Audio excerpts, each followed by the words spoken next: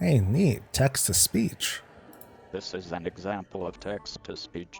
This is an example of text-to-speech. This is an example of text-to-speech. This is an example of text-to-speech. This is an example of text-to-Bob. What the heck? I can't turn it off. Nope, no, there's no escaping from me now. Total time played, 690 days, 16 hours, 43 minutes, 34 seconds. Holy cow, you're such a loser. Heroic Sire Denetrius outing, only running right now. Come get your spot before reset. M plus and Torghast also available. Gold only. I was going to have a party and invite Mystic Birdhat, but you dismissed him, you monster. Citizens of Dalaran, raise your eyes to the skies and Hey friends, it's Soul back to bring you another episode of Warcraft Weekly, the show that, oh, look at that. She moves so slow. She's like, hey, I want a hug. I'm coming. I'm almost there. Hugs really soon. that thing is awesome. I guess we should get right to it by first congratulating all World of Warcraft players out there. As a community, we raised over $1 million for Doctors Without Borders, and as thanks, Blizzard is gifting both us Bananas the Ape and Daisy the Sloth.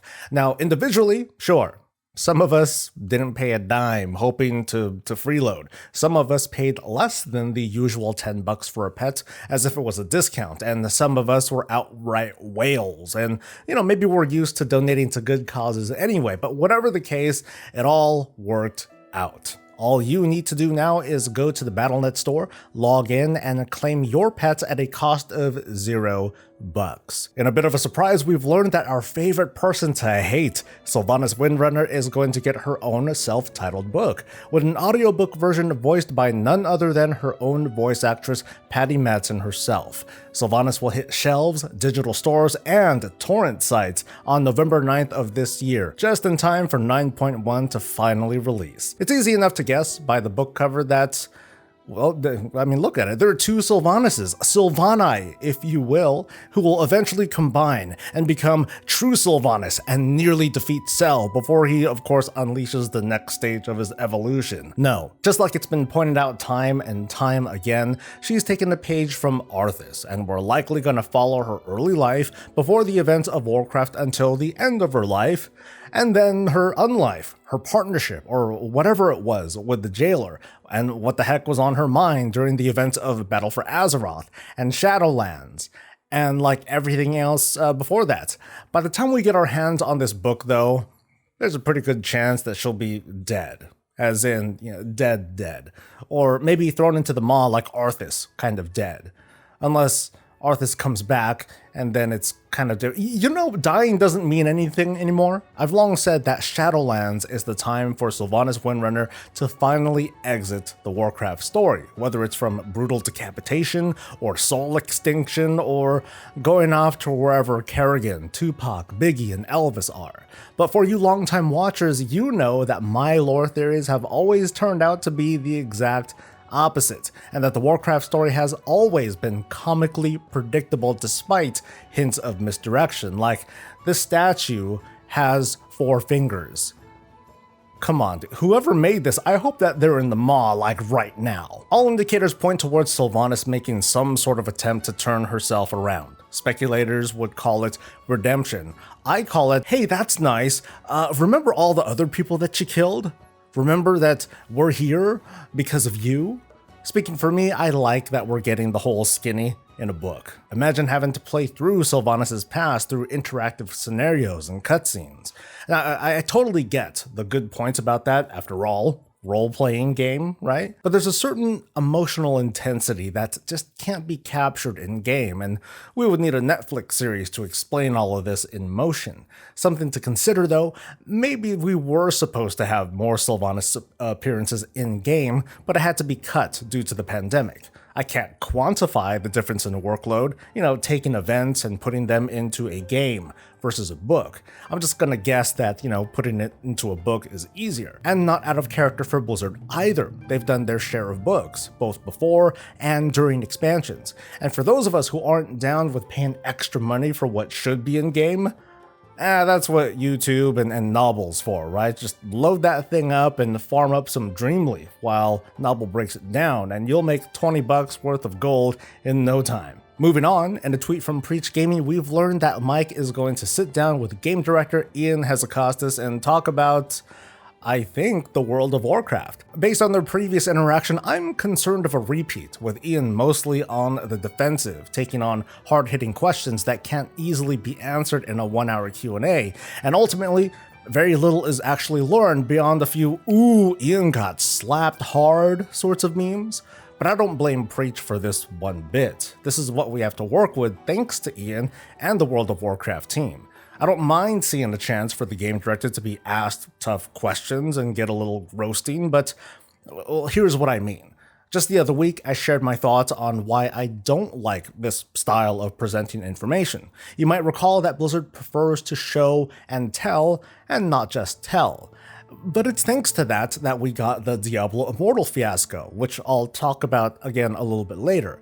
With patch 9.1 Shadowlands, the WoW team is taking a show but tell later sort of approach. During BlizzCon Live, we got a really high level overview of what's going to happen. We get a zone, a dungeon, a raid, we get expansions on current systems, additions to Torghast, and a handful of screenshots, and very few details in between, even after all of the interviews. In the past 2 or so weeks, Blizzard pushed 2 builds of 9.1, including build notes, whoop-de-doo, but almost no other direct communication. Meanwhile, testers went in blind, with no knowledge of the details of how things work. Fan sites and content creators like myself have been doing the heavy lifting of data mining and piecing things together and speculating and giving opinions on these pieces and speculation, with more of it to come in today's show. One example would be Torghast. Now, to be fair, it's not testable, but we've been putting breadcrumbs together and coming up with our own narrative, our own conclusions. Now, is this a waste of time? In the long run, yeah, kind of yes. But is it too hard to resist speculating anyway? Definitely yes. My biggest gripe with these developer interviews is that the devs, in this case Ion, is going to spend most of his 1 hour delivering and clarifying information that could have been shared in advance. If you look at the Preach Gaming Twitter, Mike asks for people to submit questions, many of which sum up to, hey, can you tell us what changes are coming in 9.1? What happens in the patch? What do we do? Basic stuff. I often refer to the Rise of Ashara, patch 8.2, as a masterclass example of a patch preview done right. It started with a developer giving an overview of what's to come, and it was kind of over the top, I have to admit, with a media summit, flying creators and fan site people over for an early preview, and then on a specified date, boom, the embargo's lifted and we get a massive news dump. I see that as Blizzard controlling the narrative, getting people excited over what's to come, even as PTR builds started rolling in. Now you might be thinking, oh well, this is classic Bobby Kotick, cutting corners, because that yacht money is gotta come from somewhere, right? The old Blizzard would never have done this, even though patch 8.2 was just a few years ago, but take a look at what came out just this week. You might have missed it, but there was a developer update for Diablo Immortal. Now granted, it's a new game that could probably use some help in the marketing department, but I'm just trying to make an example of a team that isn't just resting on its laurels and leveraging its community a bit too much to update its players. We've seen numerous occasions where sometimes this backfires thanks to misread information or data mined info that won't actually go live. I've said numerous times that World of Warcraft's community of fan sites and content creators is an industry unto itself, but the Blizzard team decided to let this community speak for them first, as opposed to, like a 2-minute overview video? Here's what I'd love for Blizzard to do. It's gonna blow your mind, so listen up. Make a survival guide, just earlier, with the tone of an early look at what's in development. Give a sense of what players and testers are getting into. and here's a sample. Welcome to the World of Warcraft PTR for patch 9.1, Chains of Domination. We're giving you an in-development look at what's to come in the next chapter of Shadowlands. Keep in mind that what you see and experience is in development and needs a lot of polish, but here's what we have in mind. 9.1 will kick off with an epic quest line. You'll be fighting alongside the combined might of the 4 ruling covenants, followed by an introduction into Korthia, the new zone located in the Maw. Completing that will mark the end of the first of a 7-chapter campaign that plays out similarly regardless of your covenant choice. Each chapter will be accessible through Renown, and if you're familiar with how Shadowlands 9.0 played out, you can expect a new campaign quest line each week, along with numerous Renown unlocks. This includes an expansion on the Soulbind tree, more powerful rewards from world quests, enhancements to the adventure system, and more to come as we progress through development. Chapter 2 of the campaign is when players can expect to disable the Eye of the Jailer mechanic in the Maw and allow full exploration of the zone on any mount that you choose without being kicked out. Chapter 3 is when players will unlock flight in the 4 Covenant zones, and all of this should take place within a few weeks of the patch. Next up, Torghast. Actually, no, not really, but that's the example that I'm looking to see. Instead of a reactive approach like what we're probably going to see on Tuesday, control the conversation by both showing and telling. It would make developer interviews be less about information that we're going to learn anyway, as opposed to like the juicy stuff, developer insights, brain picking, and of course, clarifying certain details that were missed from early previews. And now with all that said, let's move on and return to the status quo. The 9.1 PTR is in full swing, with its second build revealing new information, corrections that will probably need recorrecting, and of course, more questions to ask. As was earlier announced, flying is now available. Very, very exciting. Now for my mighty bronze drake to take to the skies. Don't fall. Nope, he's falling. Let's try this again. Round 2. Alright, bronze drake. Go. Yeah!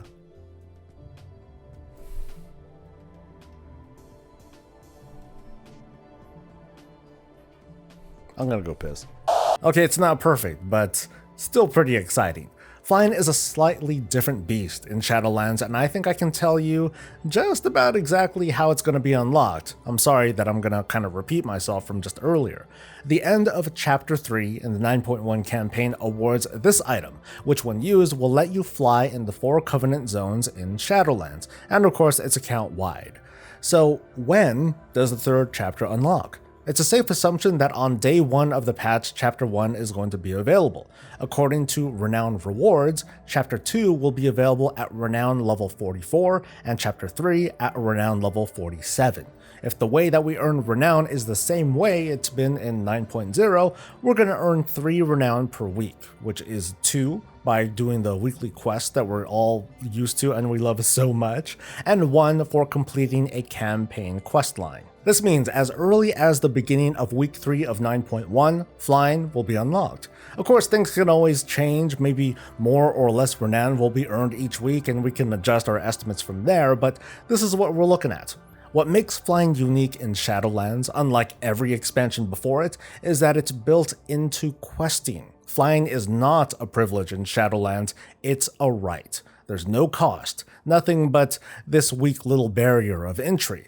This makes the notion of prep for 9.1 much more relaxed for players who are on break, so, you know, commenters, feel free to flex your non-subbiness below. Those of you re-upping for 9.1 can indeed rest easy and enjoy all the awkward sky barriers dotted along the edges of each zone once you're able to dive into it. As announced during BlizzConline's round of interviews, the Sanctum of Domination raid gear will share the looks of crafted legendaries. This time, of course, it can be used for transmog. Currently, only the PvP color palettes are visible in test. If you're a fan of the visuals coming from crafted legendaries, according to Wowhead, you'll have to bust this raid up in mythic difficulty to earn those appearances.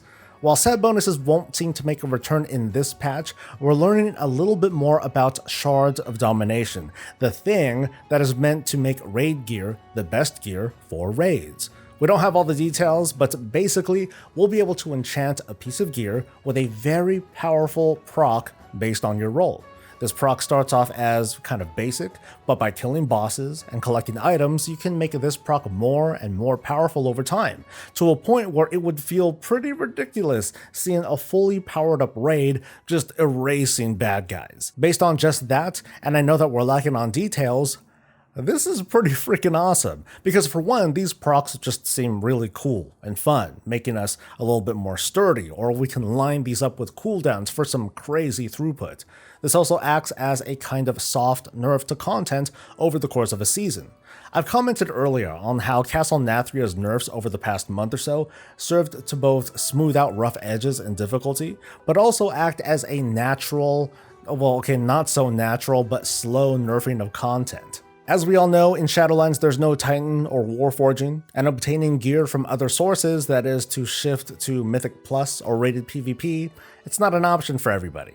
There are tons of questions though, like can we only socket a cloak as shown from the Wowhead data mining? Is this fully disabled outside of raids, or does it just function with reduced effectiveness? Can we swap out this enchant or shard thing as we please? Is this locked to a role? Can we use more than one? Okay, probably no to that one, but can we? Please, please, please, please. Closely related to this, hunters might be able to rejoice. A bit of a change is coming to the bow that drops from the upcoming Sylvanas encounter. In last week's build, this bow changed Killshot into a new ability, Wailing Arrow, which gave it a certain synergy to talents and abilities that influenced Killshot. Now Wailing Arrow is going to be an added ability when this bow is equipped. That's pretty damn nuts. It's sort of like having an extra trinket equipped almost. Between this and the Shards of Domination, again, I'm very curious to see how these effects will work outside of raid content, because as usual, we've got to consider how this is going to influence player behavior. Will PvPers or Dungeoneers feel compelled to dive into the raid for the sake of these benefits? Ideally not, but I know that I'm mentally preparing myself in case everyone in my guild wants to bring their hunter alt for that bow, and I'm probably going to say yes, because I want it to. Speaking of wanting things we can't have, there will be a new dungeon-specific achievement called Keystone Hero coming in 9.1.